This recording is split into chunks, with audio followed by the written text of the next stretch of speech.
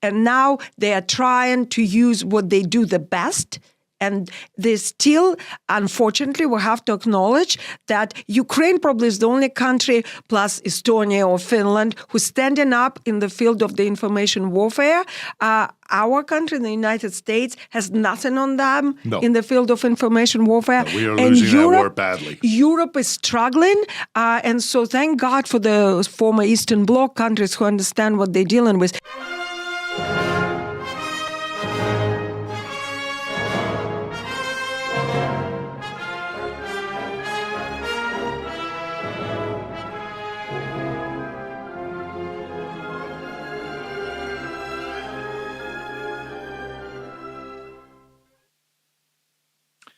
Hello and welcome to this week's edition of On the Edge. Our guest is someone with whom we've done a lot of collaboration in the past. It is Zarina Zabrisky.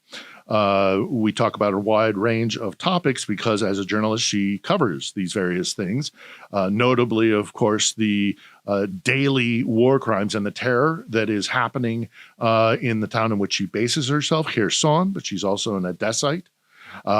It allows us to talk about a wide range of things here in Ukraine, but also regionally and indeed globally.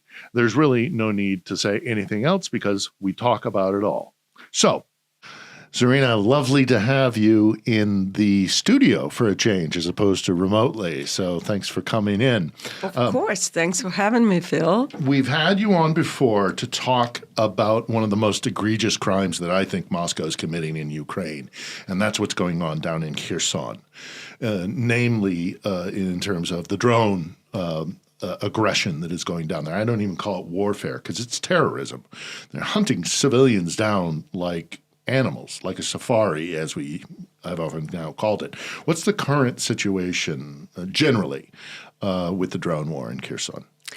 It's getting worse, Phil. So it was labeled human safari, and to my utmost, awe, I don't even have words for it in a human vocabulary. It is now all over the web as human safari.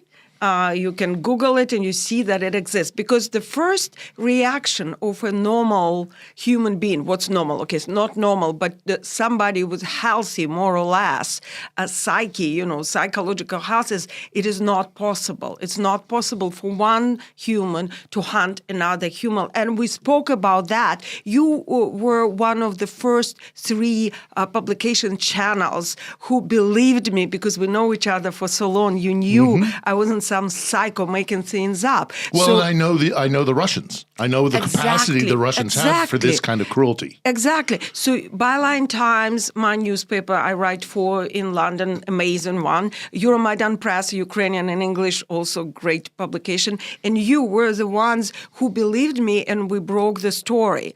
And then for a long time, 3 months, editors of major publications would not believe me and asked some proof. They asked for a video or a photograph, and it's, of course, impossible because, that would be your last photograph you'd ever take, a drone attacking you. And that's what's happening. To answer your question, it's on the rise, which is hard to believe because the numbers are already official numbers only, would be about 100 drones per day, like about 3,000 per month. And these are very low numbers because these are only the drones that were intercepted or destroyed or fell down or some malfunction, something happened to them.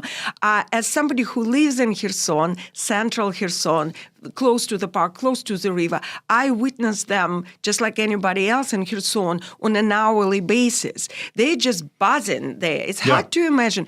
So 2 weeks ago, I was filming the artillery strike on a very infamous, rather at this point, cathedral, Katerininsky Cathedral, where Potemkin's, Potemkin village, Potemkin bones used to be buried, and the Russians stole them. Like everything sounds like sci-fi. Oh no, I spoke to We spoke to a monument, you basically a Ukrainian monumentsman, about the theft in the museums. Yes. I mean, there is no disputing that they're committing war crimes time and time and time again in Kherson. And well, that particular one, bones. Why would you steal bones? They do it. They stole the bones, and now they bomb the cathedral. Permanently. It's not just one time, but the way it works in Kherson, the way you live in Kherson is like that. So I'm in the morning, I have some time before an interview with a victim of a drone. So I step out to go for a walk. It's sunny, it's nice, and the lady at the corner store right in my building, who knows me, I know everyone there, say, "Hey, Zarina, did you hear that the Katerinsky Cathedral was bombed this morning at 6 a.m.? Did you hear it?" And we're right next to it. It's like, "No, I was asleep. My plywood windows cover everything." Yep, I know, and we've become used to it. Fast asleep. So it's like, okay, well, I'm going to go across the park to film it.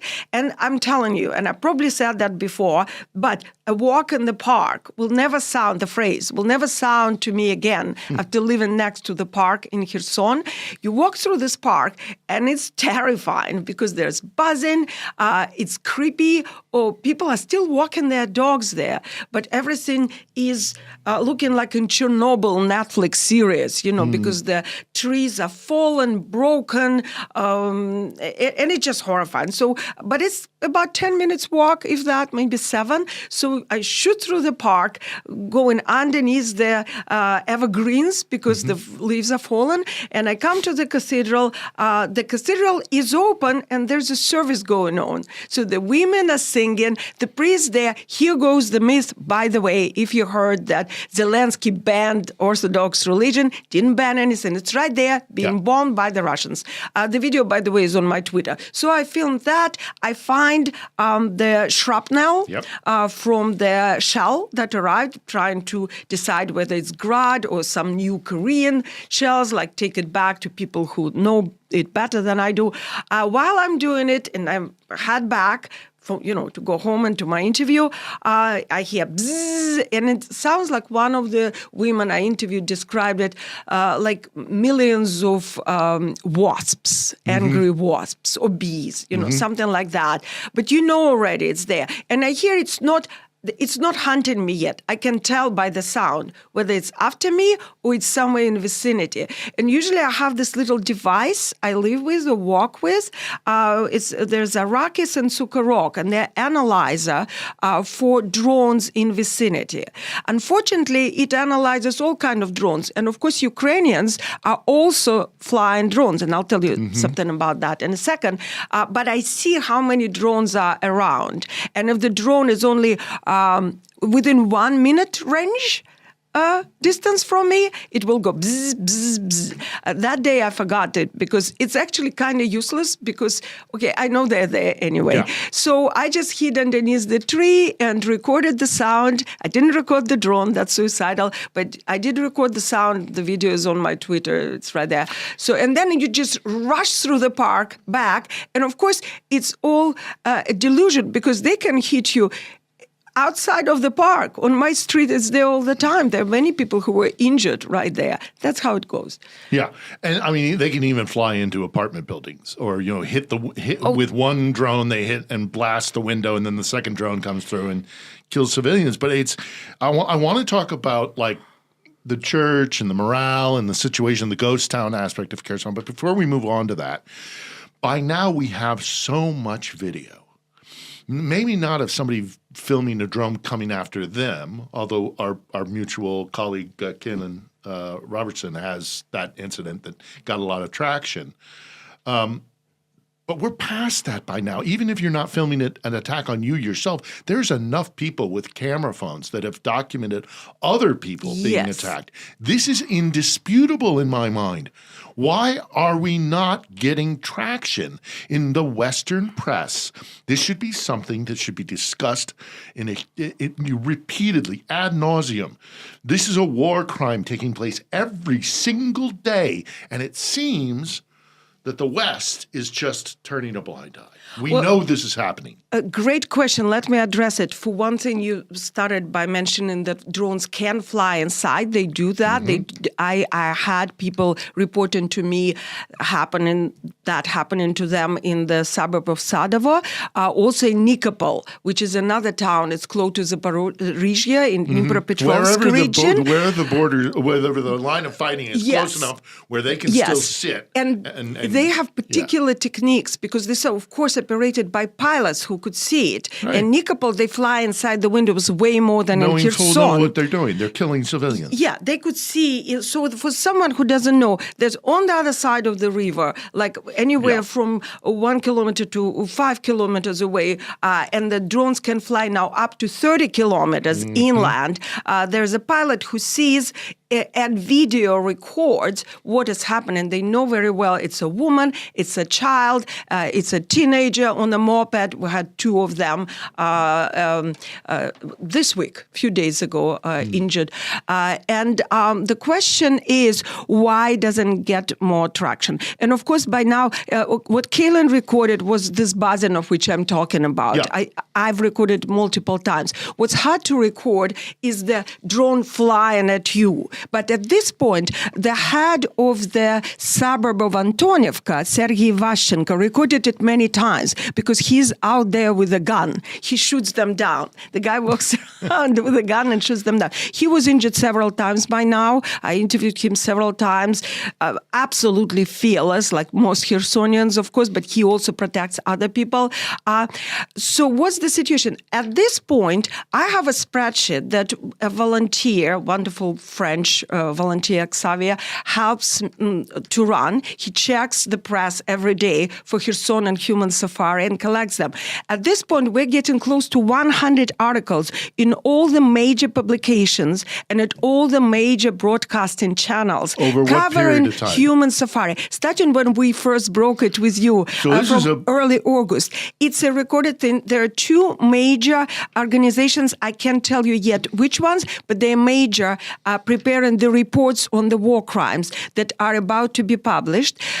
Why is it not known widely? Because I spoke to psychologists, and I believe, and they believe, rather, psychologists I interviewed, as you and I spoke in the first interview, that there is a barrier, there's a psychological defense. It's like with concentration camps during World War II. It's like with Holocaust, any kind of genocide, the psyche protects itself from such a trauma. It's too horrible to believe. It's too horrible to believe, and then the denial comes in as a defense mechanism, and they say it's not possible, they're making it up.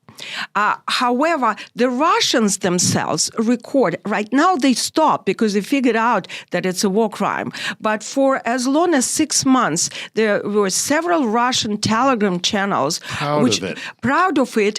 And we still have the screenshots, we still have the posts where say, look, we have attacked, and here is the video from the Russian side. We're attacking an ambulance, we're attacking a bus, we're attacking firefighters, first responders arriving at the site of the destruction. We have plenty of material. So it will be recorded, there will be tribunals, it's coming. It just with anything like that, Phil, as you and I know, things take time because and we are dealing with mentality and psychology here. Unfortunately, in journalism and in political science, it's underestimated. But I feel like we are and we'll talk about the hybrid war affair later, but psychology is becoming one of the most prominent fields here. Yeah, and they're psychologically inflicting terror on the people of Kherson. This is purposeful because it's my belief, and I don't know if you fully agree with me or not. I'll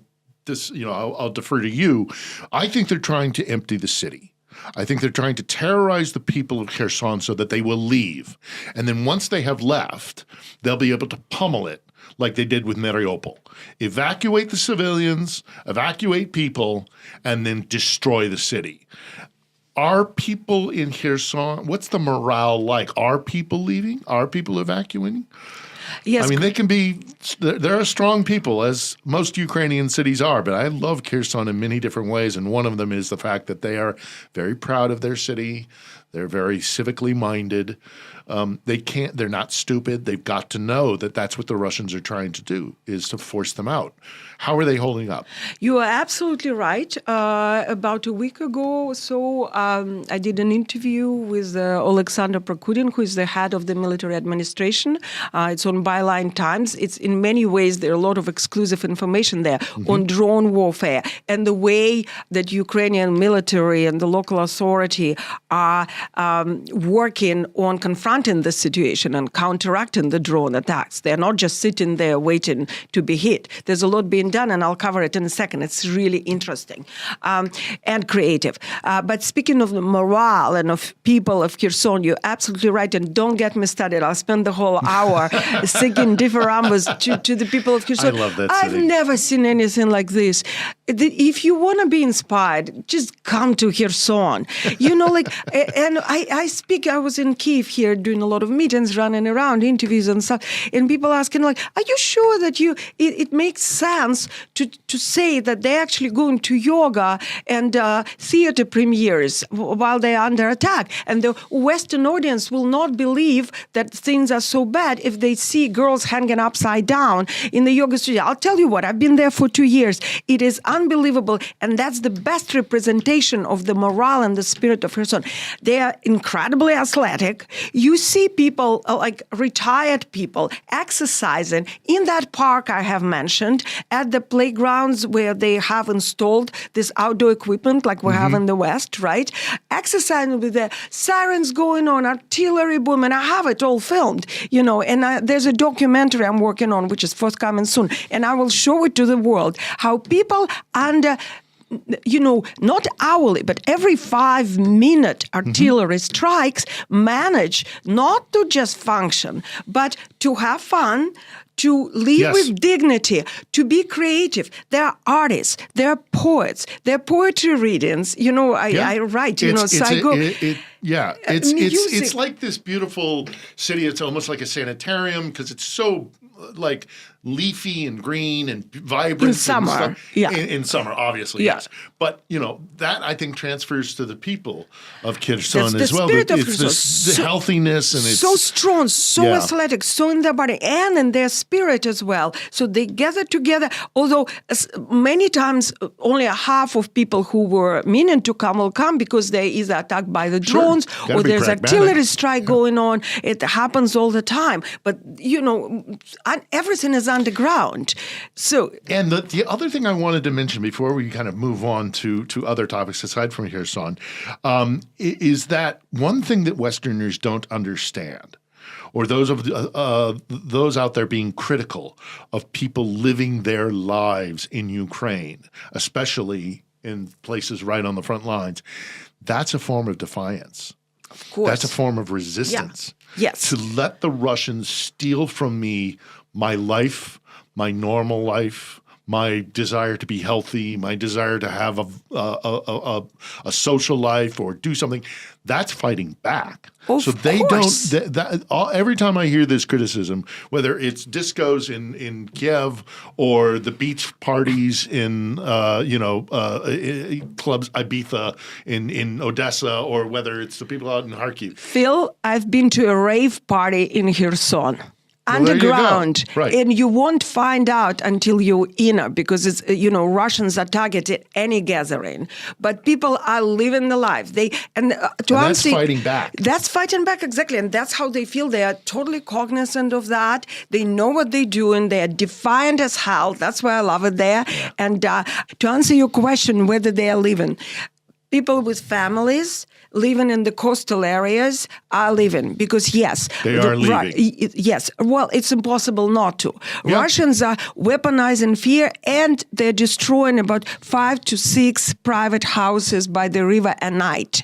I know this areas very well. I have many friends and people I've interviewed who live there. They have to flee because these areas are being turned in what you've seen of Mariinka, Avdiivka, Mariupol, and Bakhmut, Chasiv Yar. We can go it's what they forever. do. That's what they do, and I've seen the streets crumble, being turned into ashes. They do it on a daily basis, so people have to flee. Sometimes they move to what they call safer areas of Kherson, where the guided aerial bombs are now being used. Just yesterday, there were 8 guided aerial bombs dropped on Kherson, one of them downtown in the middle of the workday when people are still out.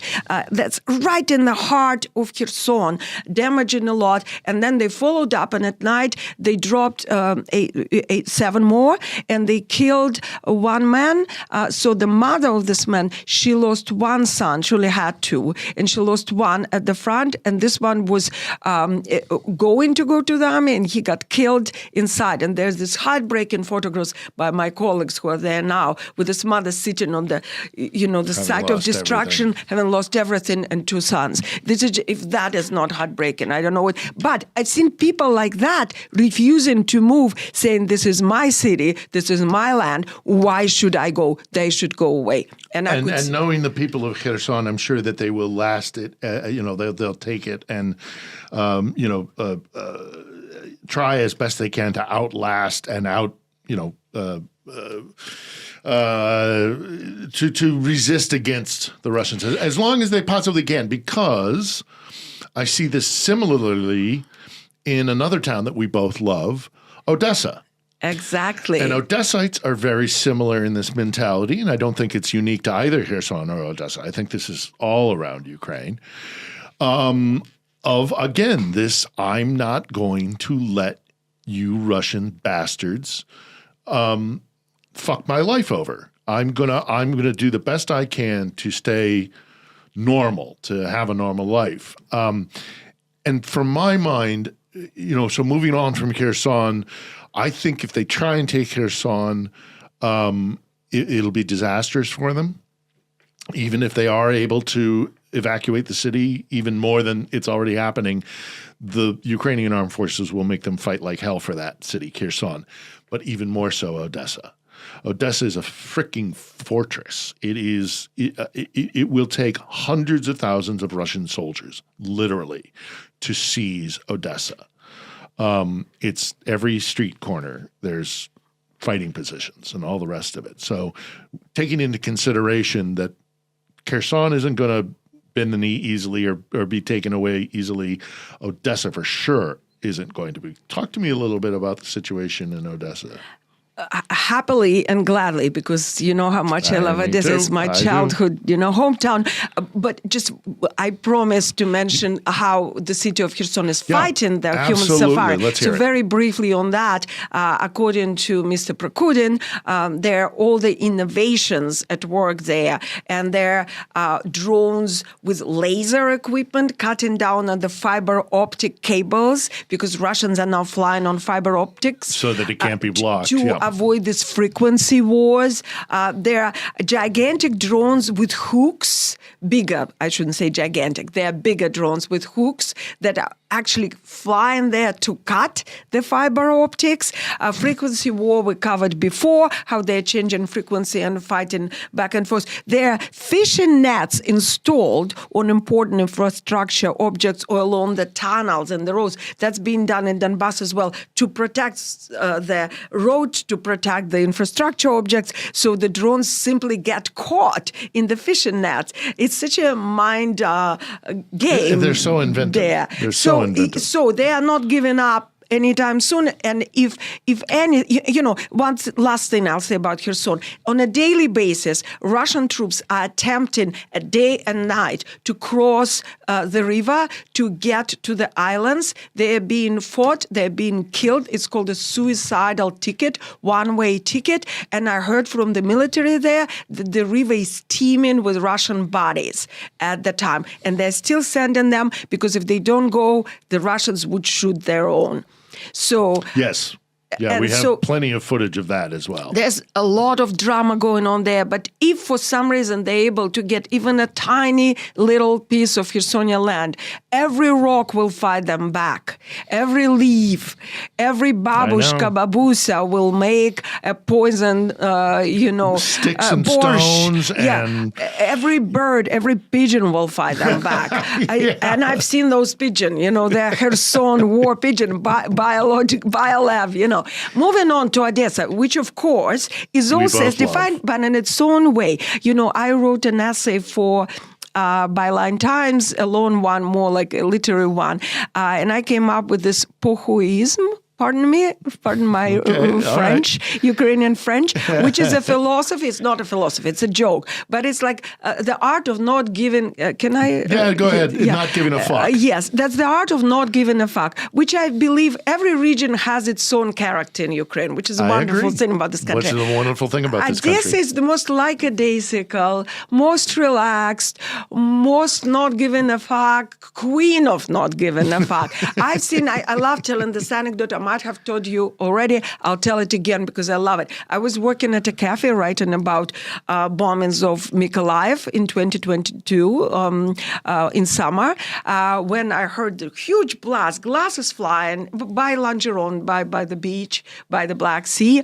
Everybody's there with the families, their dogs, balloons. It's such a festive atmosphere, summer.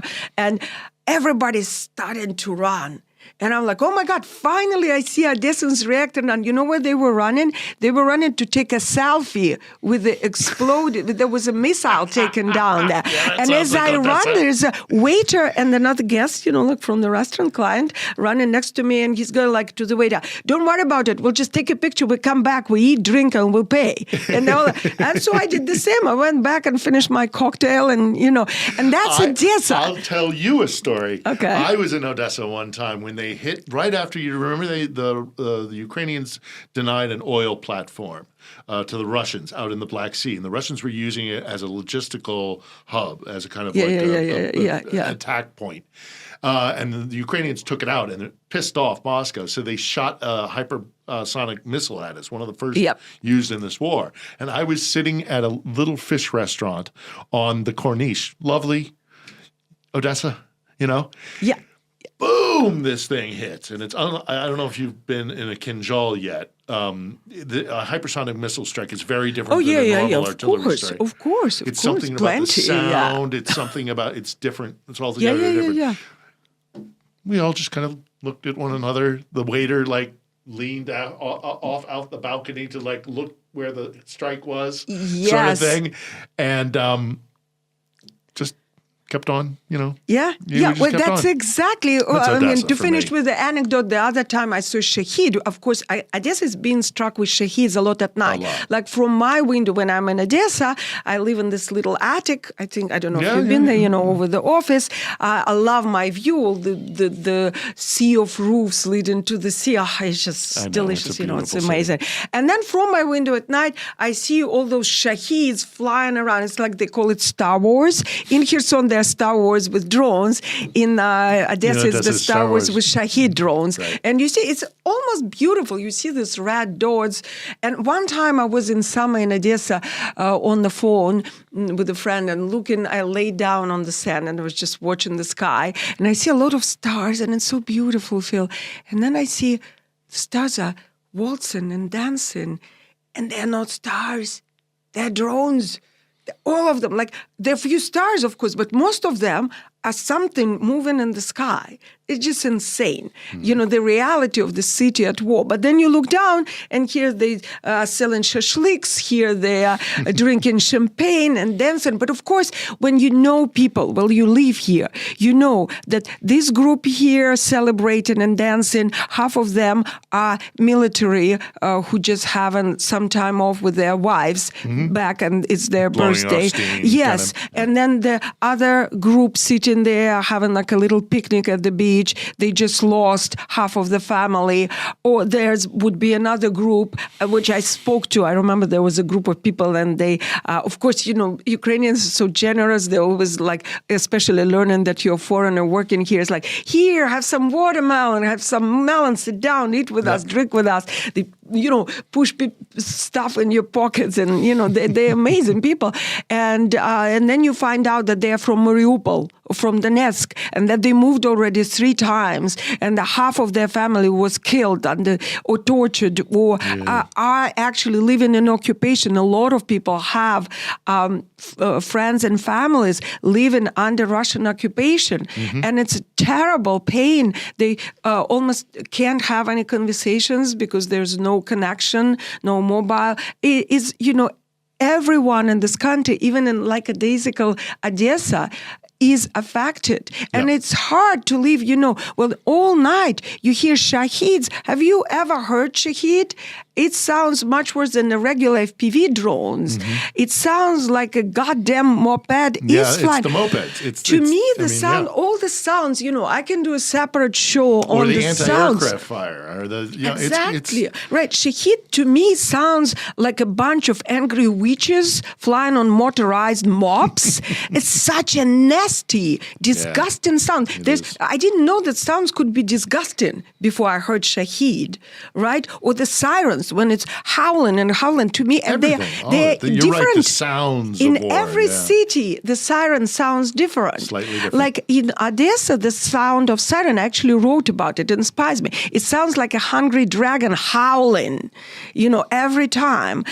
In Kherson, it's not like this. It's more, it's less pronounced. I can define it. But in Kharkov, actually, it was almost funny because I think it sounded so much that it was a tight sound. It sounded like somebody clearing their throat, like almost. Well, that would be appropriate for Kharkiv as well. In Kramatorsk, too. I once remember with my colleague Don Arles from TVP World, we were in Kramatorsk, and the siren started, and we just started to laugh because it was like this. Ooh, and I mean, the reality here is you can't survive without a little bit of black humor. You can't survive without denying them the right or the power over your life, to steal away your life. That's a form of resistance as well. So again, another reason why I can't bear those people who are sitting in their comfortable couches in wherever saying, look at these Ukrainians, they're not really suffering. There's also there's also an aspect of it that's almost sad, out of desperation, that they're desperate to have fun. They're desperate. I have walked the streets of, obviously I spend most of my time now in Kiev, where prior I kind of traveled around doing vlogging and stuff. Now I've got the show, so I'm here most of the time. But I walk around the streets of Kiev, and I know a lot of people have been critical about like the kids on the street drinking and having fun on a Friday or Saturday night. What they don't pick up on is something that you can't pick up on unless you're here, and there's a sadness right beneath the surface. They're drinking to excess. I'm sure they're having lots of sex. I'm sure these kids want to feel something other than the war. So while a video camera may capture the party, in quotation marks, on the street, if you're here and you know these people, it is only right beneath the surface where it's not the party. It's deep trauma and fear and pain. And I wish that could be communicated better. Of course, and you're so right about it. We are in a place where, and it's rarely being spoken about, where it's a part of life. Sex becomes a way of denial, and also the way of defiance. And to feel something other than to pain feel and suffering. Alive. Yeah. Actually, in fact, there are a lot of babies being born in Kherson. In Kherson, there are a lot of pregnant ladies, and they want to have these babies. Sure. And I've interviewed people, and they say, they're killing us. We need to procreate. We need to sustain our nation. And it's like, in America, it's different, right? Like I lived most of my life in America. We plan, we decide whether it's the right moment. Oftentimes we decide not to have children because, there are all these factors. None of this works here. Here it's the celebration of life, celebration of the nation, celebration of victory, of the future. And it's mind-blowing, especially for us, living living in the West, of being used to living in the West, this gigantic mentality gap, which thankfully somebody like you, Phil, who lived a lot in post-Soviet space, is trying to close the gap and or at least explain how it works. And here's something I want to mention, because I know I get excited, and this is a less formal show, so it's nice to be able to just chat and share the anecdotes and stuff. But there, it's not like there are no negative.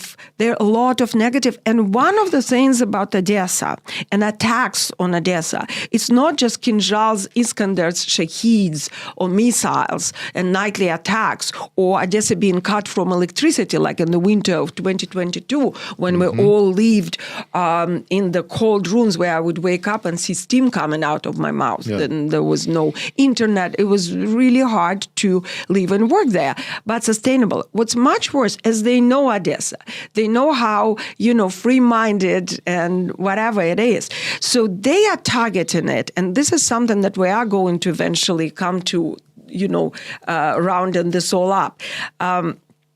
They are waging the mind war, the information warfare, like nowhere else probably I see it raging in Odessa.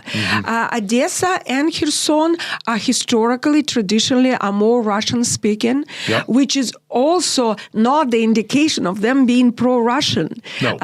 There are so many Russian-speaking soldiers at the front who are giving their lives voluntarily for Ukraine, but they were just raised speaking Russian because Ukrainian you see it in Kharkiv as well. Was being destroyed. Yeah, there are many areas. There are many areas where they only speak Ukrainian, and there are many areas where they only speak Surzhyk, which is a dialect, and something like in between.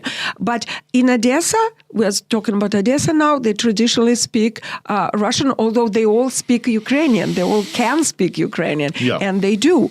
But the Russians are using it, and they are pushing the incredible amount of disinformation, disorienting information, fakes on Odessa specifically, also exploiting Odessan flair for all things cultural.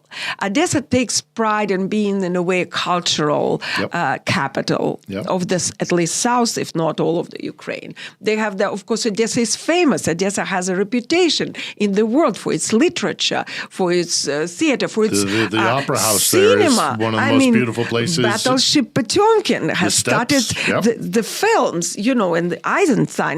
There's so much Babel opera, you said. The first film studio in Imperial Russia was not in Moscow, it was in Odessa. In Odessa, yes. Yeah. And actually our first film was premiered there, and my second film will be premiered there. It's an amazing place with a museum. It is. And Odessans take pride in it. Yeah.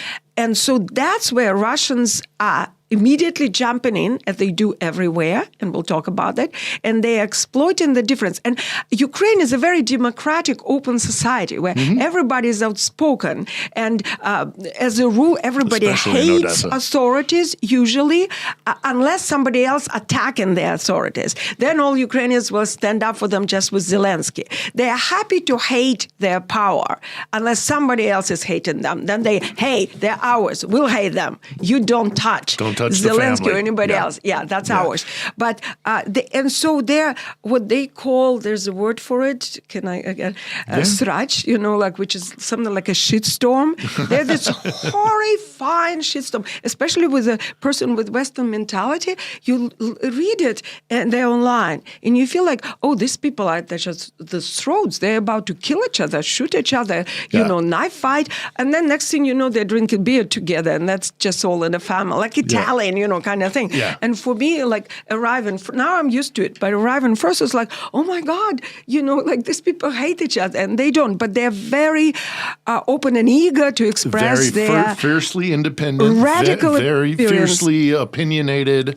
There's a lot of that. And Russians are using it to split them and to actually drive this discord further, split Odessa and undermine it, particularly this city, to implant these narratives, Yes. and they're using culture, they're using Pushkin, who is very the most glorified, iconic poetry figure. Aside, it has nothing to do with Pushkin or his poetry. It's just a figure or a name which is being weaponized like everything else. Like for Russia, you have to understand, ideology doesn't exist. They will go for communists, they will go for Nazis, they will go for oligarchy, they will go for Mao Zedong. They don't care. As long as they can ride on it, they will exploit it. As long as they can have power.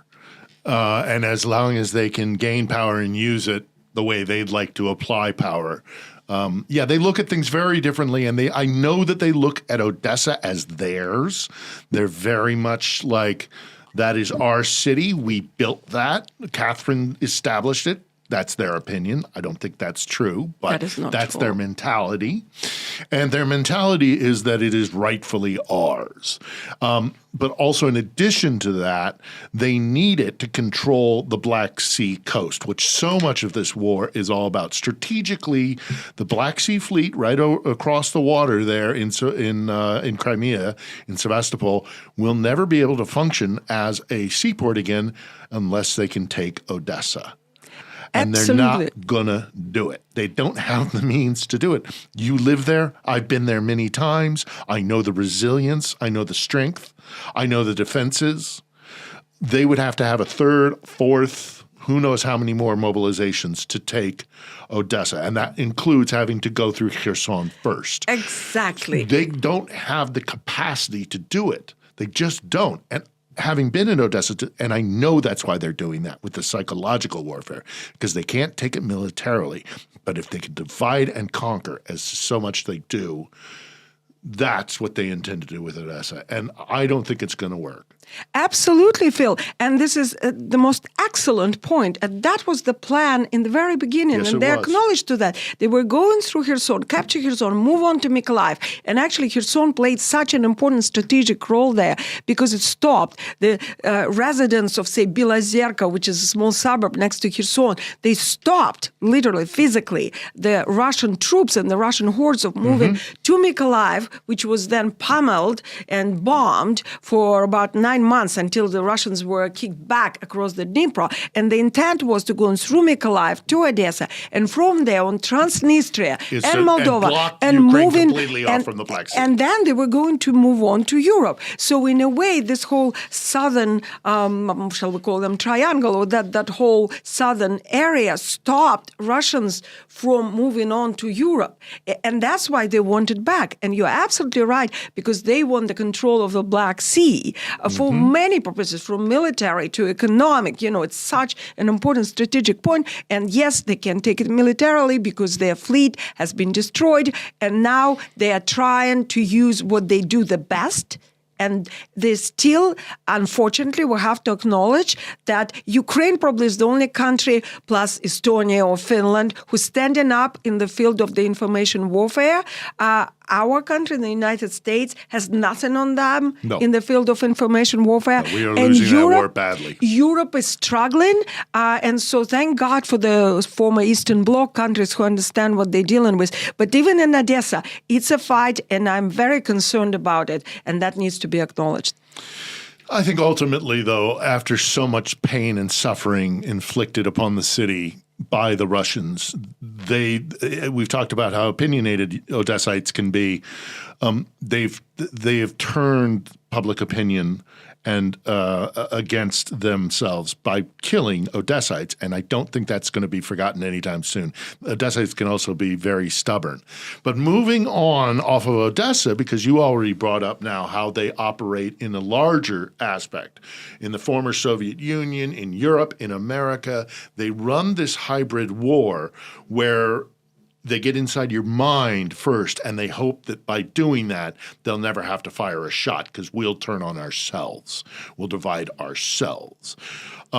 You're aware of that, I'm sure, in Europe and in America, but you've also spent a lot of time in Georgia recently, another country that I dearly love. Georgia is one of the most delightful places and a secret hidden spot. Don't go. Do go. Check it out. But try and keep it secret. Don't spoil it for the rest of us. I love Georgia. I love Georgians. I love a supra, which is a feast. I love their culture, their music, their resilience. They are on the street at the time of this recording. I think it's 105 nights or something like that. They have been going out in the cold in massive numbers. You were there. Tell me about Georgia. Absolutely. It's impossible not to love Georgia. Once you're there, you fall in love. You'll fall in love with the food. You'll fall in love with the nature, with the architecture, with people. Music. It is unbelievable. Even if something bad happens to you there, which did happen to me, and I was open and spoken about it. As a teenager, I was kidnapped, and then really bad things happened to me. And it's still impossible not to love it because, there are idiots and bad people in every nation. But overall, it is just, like Phil is saying, go, but don't spoil it. I appreciate it for what it is. Yeah. Also Georgians, they're so sophisticated. There are only 4 million of them. It's a very small country. Yeah. And they don't want to be defined by their cuisine, which is hard because the cuisine is so good. Every restaurant here, which is not Ukrainian, is Georgian here in Kiev. And it's like the most delicious food, which, if I'm giving up my figure, it would be only for the cheese pies of Georgia. I can't stop eating them. Anyway, moving on from, they don't want to be defined in the state of Hachapuri, which is a cheese pie. Right. But their tradition of greeting the guests with the most delicious food, the supra. The idea of hospitality is intrinsic to them. I think they really, and that says something about their character beyond just the food. I've interviewed this one restaurant owner and winemaker who said it's in our DNA. We are defined by this national code of supra, of this greeting the host. And by the way, if you didn't know, because sometimes it's hard to, there are a lot of countries in the world. There's a small country.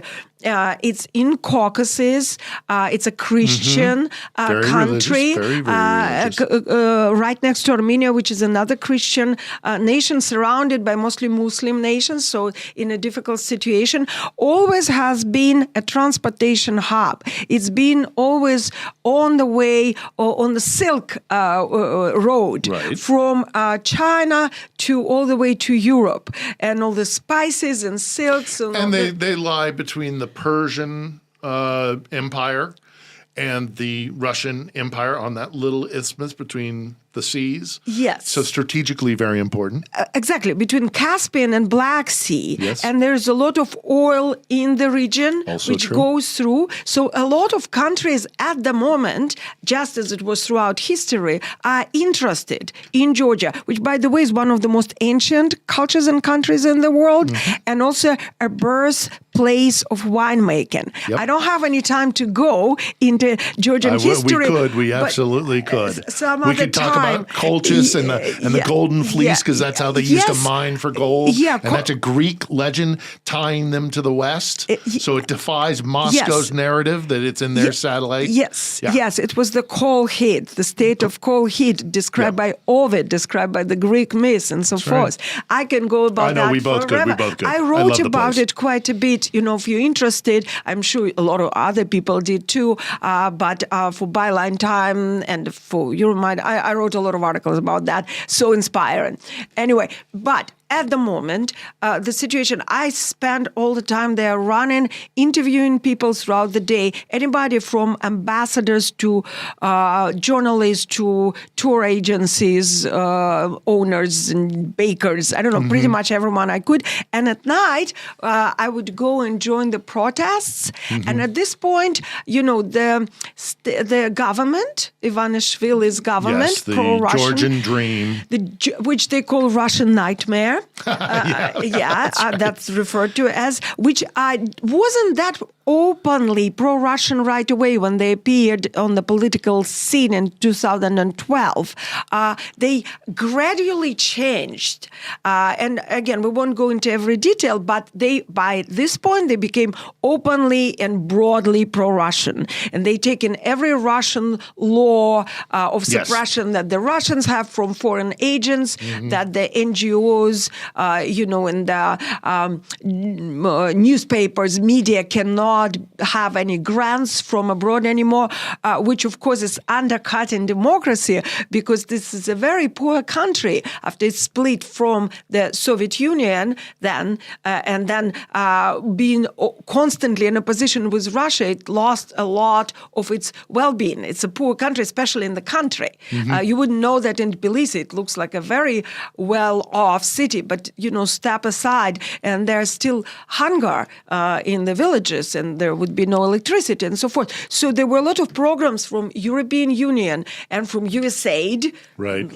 We'll wait on that. And these programs are undercut by the Georgian government and now by the American government and any government in sight. And so the people themselves are so pro-European, so pro-democratic. They're so well-educated. My God, Ukrainians are very well-educated, but they are more into speaking Ukrainian now. They speak English, but not as many. In Georgia, it was easy to work. I don't speak Georgian. I speak Ukrainian, I speak Russian, but I don't speak Georgian, and I didn't want to speak Russian there, sure as hell. But everybody speaks English. And they it's a speak very international so fluently society. and so well, and they are very modest. When you tell them, oh my God, there are a lot of students there, and it's like, I'm in awe at how, the broadness of knowledge, and they say, oh, we're not, we just, we were not at all.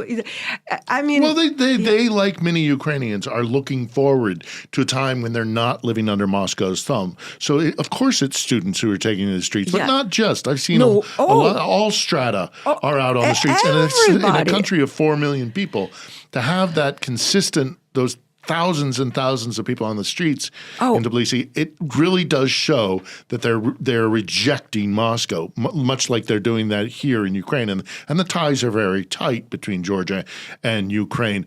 But Georgia's a different situation as well because they're more isolated. Ukraine has the benefit of being right on Europe's doorstep.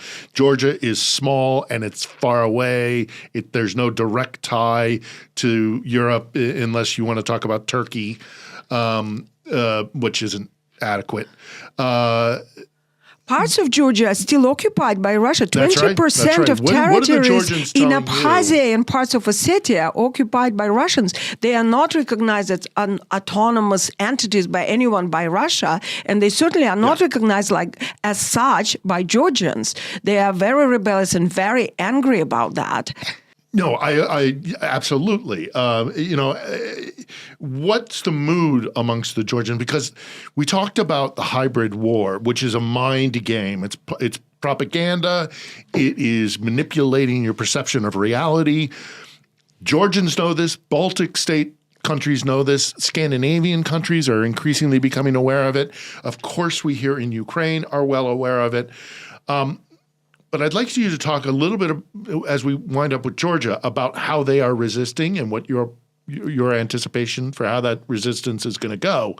But then let's transition into talking about this hybrid war that's going on globally. Yes, and Georgia is a perfect way to transition into the whole European and the global hybrid warfare because there in Georgia, just as in Ukraine, the Kremlin is exploiting their mental weaknesses and the national character and the national myths and narratives.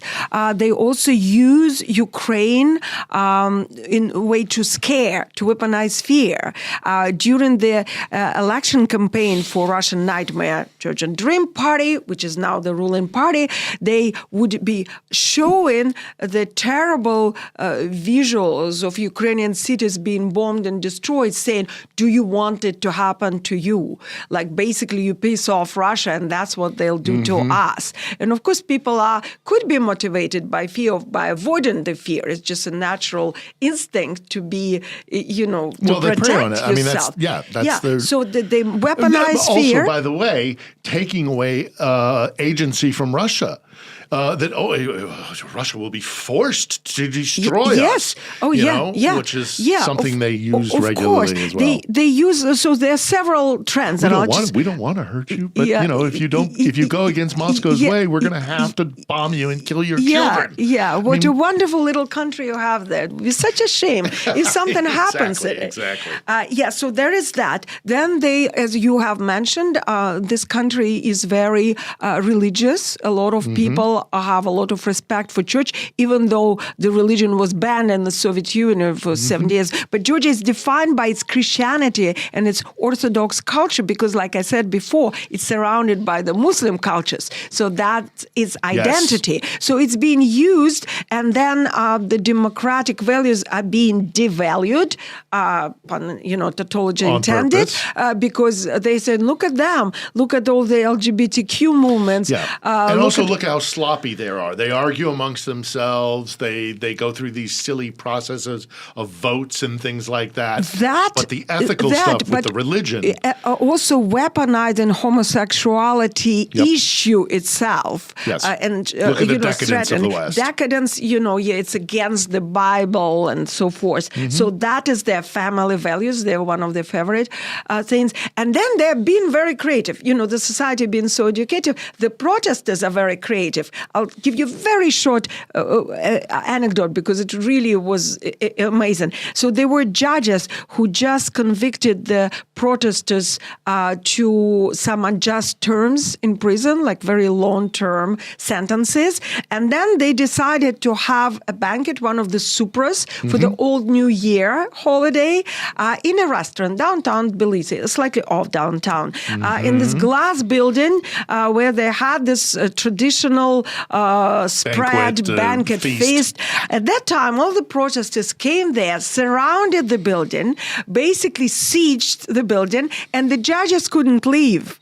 And so when I arrived with the companions, it was very cute. They were nice. They were young students, like 19, 20-year-old students. And it wasn't violent. We need to stress that. It wasn't violent. They were embarrassing them. Yeah, who were protecting me from the police. So we all arrived there as a group, and I like to run and film. I have the video, with the special forces and the police, and these boys are around, kind of like us, we're all running. And meanwhile, the protesters are throwing eggs at the window, and the judges pull down the curtains, and it's like a totally Marie Antoinette moment when we see the shadows rushing back and forth. It's so cinematic, and we see like little holes in the curtains, and they're looking through, peeking, and we're still there, and the eggs are flying, and they're crying, shame, shame, and eventually the special forces figured out how to do it, and they went like wall to wall. They pushed the protesters to the side, and then through this narrow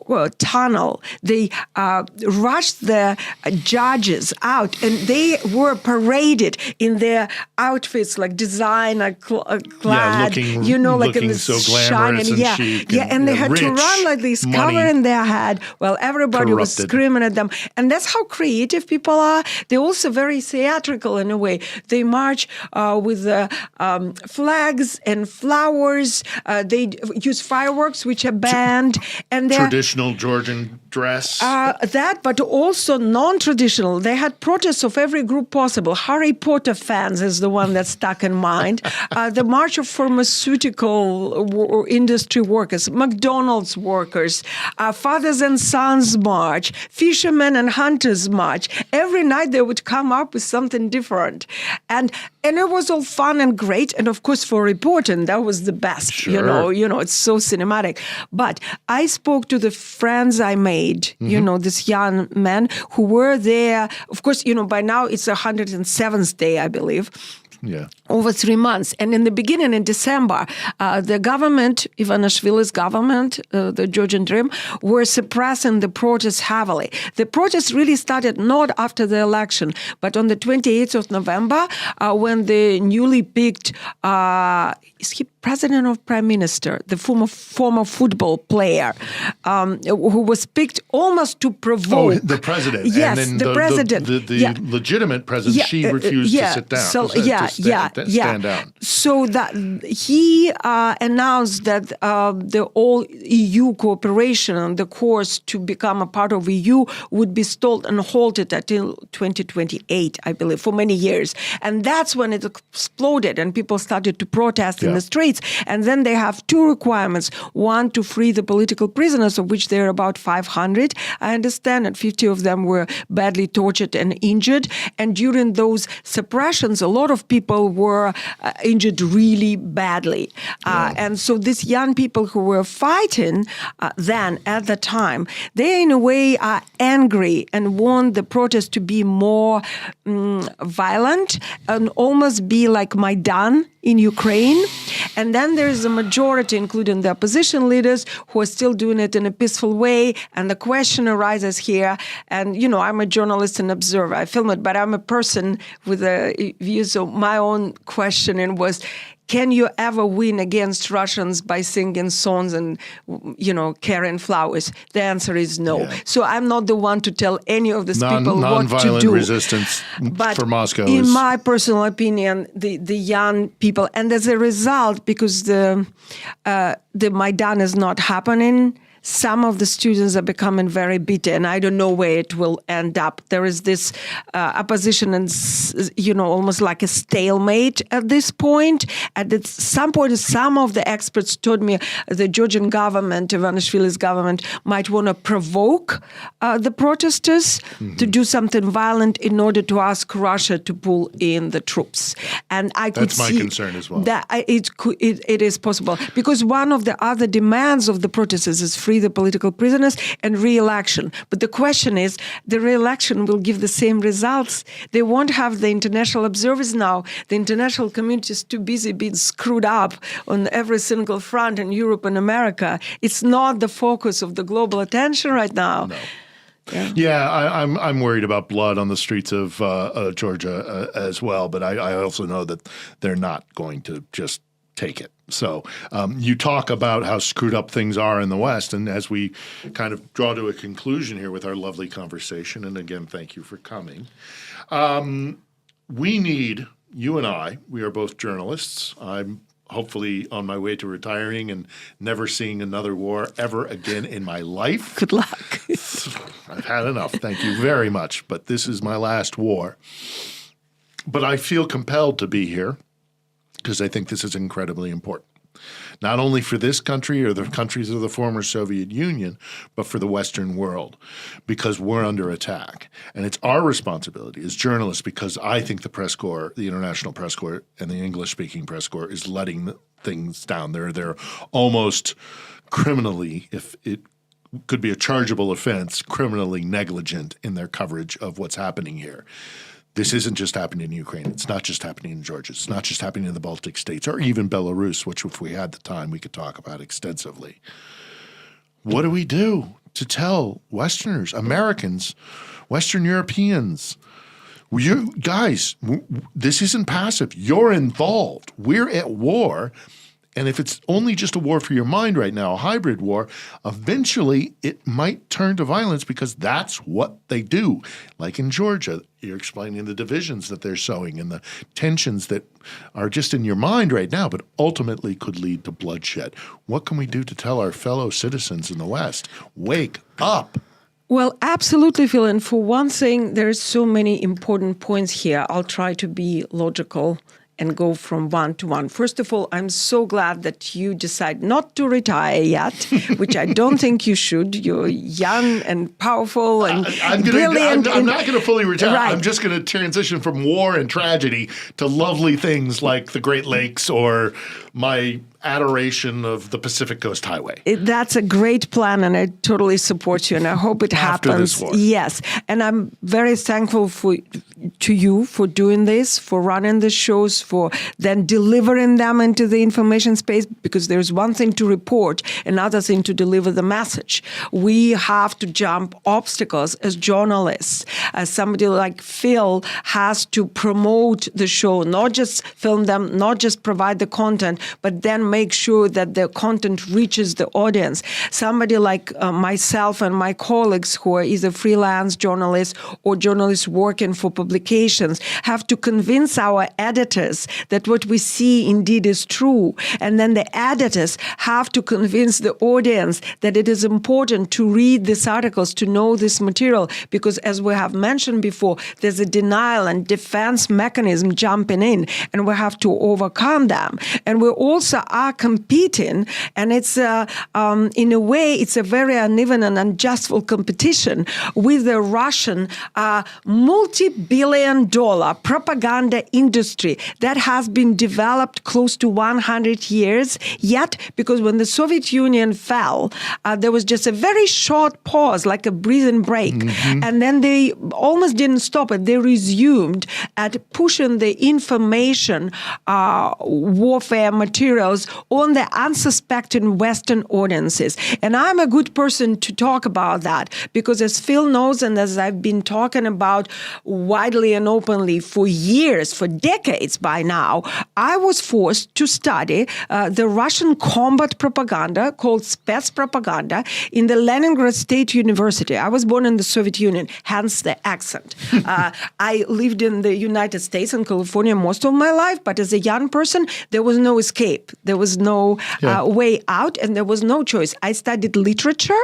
My specialty was American literature. My thesis was in Scott Fitzgerald and William Blake.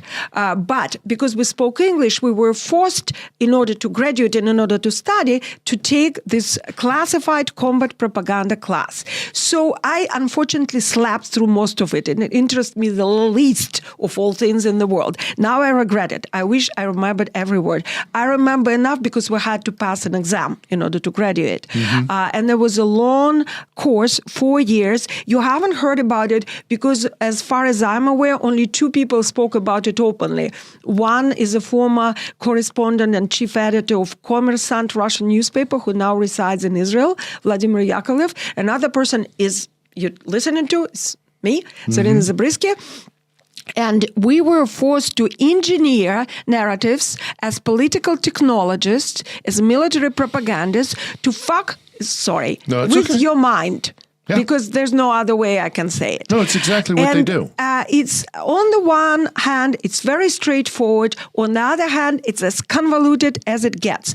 And because it's dealing with the brain refuses to incapacitated to process it. It's one of the tricks with psychology. And unless you are a trained political technologist or trained psychologist, a part of your brain will refuse to deal with this information. Yes. And that's on purpose. That is a technique. That is a well thought out technique that they tell you one thing and then the other thing, and you're getting pushed and pulled, and you don't know where the truth is, and you always are off your equilibrium, so you don't know what to believe, and then they'll subsequently use your confusion to pitch you against your fellow citizens and to create tension and division. Exactly, and that's generalization. There are actually a number of political technologies. Just like with any engineering, they are precise tactics and moves used to manipulate your brain. And I gave courses on that. I tried to make this broad knowledge for 10 years from San Francisco, in New York, and London. The courses online, presentations, PowerPoints, articles I made. I actually was threatened. They tried to silence me. Not very hard, but they did.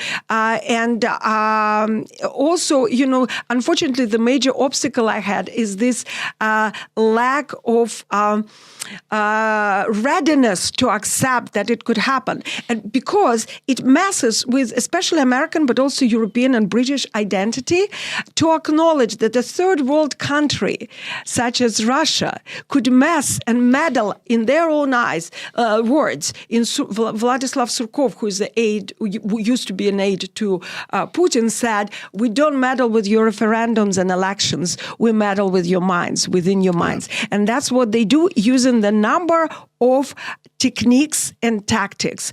There's an article in Byline Times which lists just very few of those tactics, how exactly it's done. And for example, I give you an example from Georgia, propaganda move that they came up with is that there is this, it's an old narrative. There is a global secret government, a war party that is actually in charge of everything in this world. Here comes a hint at the Jews, but it's not that open. It's just some overall global the group, globalists, quote unquote. Yes, who are influencing everybody. The American president, the Russian president, Ukrainian, Georgian, and so forth. And they won the war. And that inflicting fear, making people insecure about the whole overall global situation, and so forth. Bizarre as it is, it's like almost, yesterday I was speaking to somebody about lizard people or flat earth. Yeah. But the lie is so big that it works. And the big lie is one of the tactics. They love the conspiracies. They love yes. fomenting conspiracies. Okay, speaking of conspiracies, the reason what I'm telling you now sounds so much like a conspiracy theory is because it is based on conspiracies. The nature of the KGB or FSB, which is the Russian security, Soviet security SVR. services, active measures, which is the campaigns and the number of operations, multifaceted operation, which we now call hybrid warfare, is based on conspiracies. It's all secret. There's a broad network of agents and assets that have been cultivated for decades, for 40 years, for 50 years, some of the sleepers. And right now, there are more and more information and allegations coming out about Trump being compromised in such a way. There's a lot of investigations going on, yes. and it needs, in the interest of public scrutiny, it needs to be looked at and developed further. If only the fact that he is regurgitating Kremlin lies in the Oval Office, that alone is bad enough. But I agree with you. I think there's far more going on, and I think we need to have a full investigation. There's a lot of circumstantial evidence. We won't have hard evidence. You're never going to get hard evidence because that's the Russians won't allow it. It's the attack program is made so that it is always deniable. I talk an awful lot when people will let me when I'm out speaking to people about the situation here and about the former Soviet Union. I often refer to Mikhail Lesin. When Mikhail Lesin was Putin's spin doctor. At the tail end of the Soviet Union, he was the one that perfected the weaponization of they know that we're lying to them, and they don't believe a word we say. So what we're going to do is we don't have to make them believe any one thing. We just have to make them disbelieve everything, and not have a belief in any one single thing. And that was weaponized, and he was a big part of it. And the reason why I bring him up is because he died in Washington, D.C. He was killed. The year before Trump began his political campaign, on the eve of going and talking to U.S. law enforcement about something. We'll maybe never know what that is. But you're right. I agree with you. He died under very suspicious circumstances, multiple wounds to the head in his hotel room. He broke his neck in his hotel room. Yeah, but he was also behind the idea of RT, Russia Today.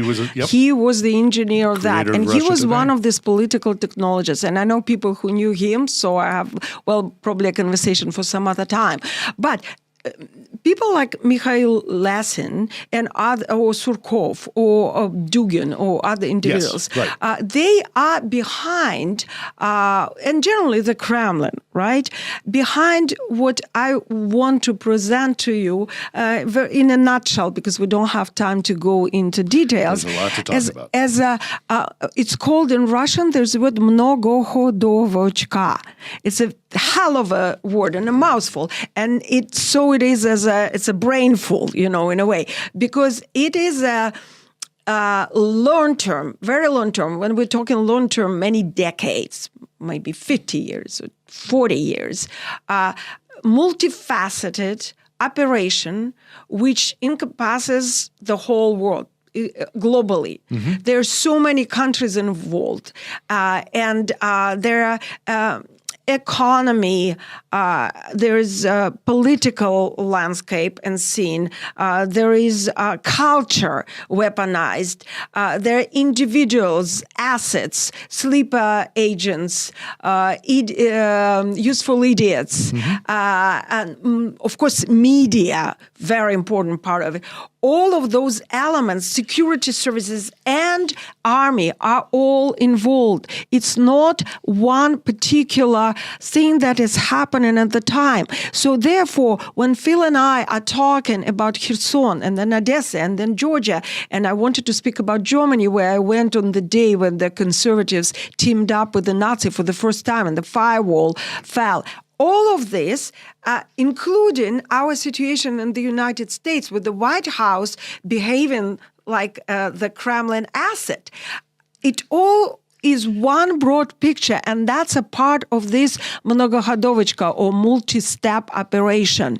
And it's almost impossible to conceive because it is so gigantic and sounds so conspiratorial. Yep. But you have to understand. And the magnitude of it is so difficult to process. That people we are speaking about, mainly the Russians in charge, are formed by the not just decades, but the hundreds of years of conspiracies. That's Russian culture. That's Russian mentality. You spend a lot of time there. We work together. We didn't mention it. You know, we met a long time ago.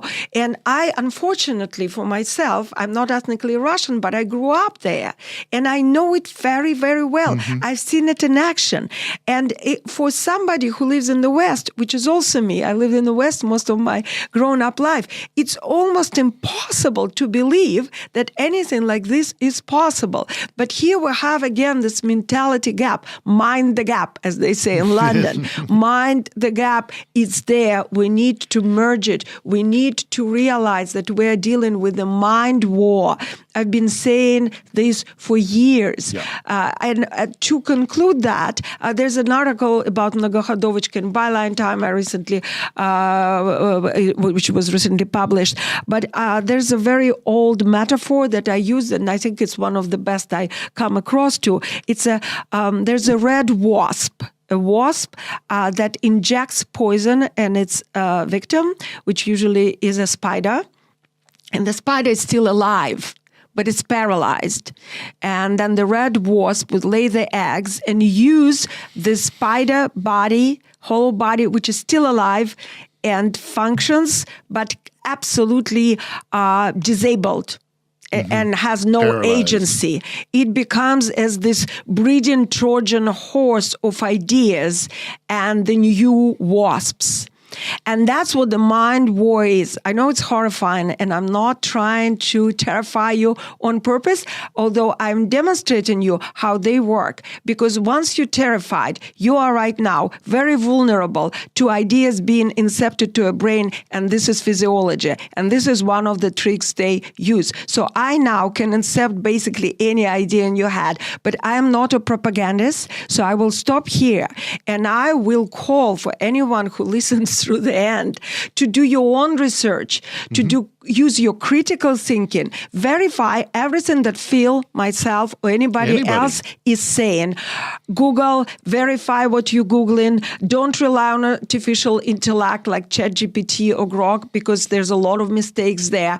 And use your intellectual capacity to withstand this mind war, because we humans are very susceptible to ideas, foreign ideas, being incepted into us, and then we're becoming the weapons and part of this mnogohodovочка. And this is what Phil and I are fighting here. That's right. And it's another just quick thing to add is that if you are responding with fear or anger or any strong emotion, you might be being manipulated, because that's what they do. Get you off balance, get you afraid, get you emotional, get you angry, and then they manipulate you. So always take a breath, read beyond the headlines, read beyond the top, find reliable, trustworthy sources of information, not just Zarina or myself.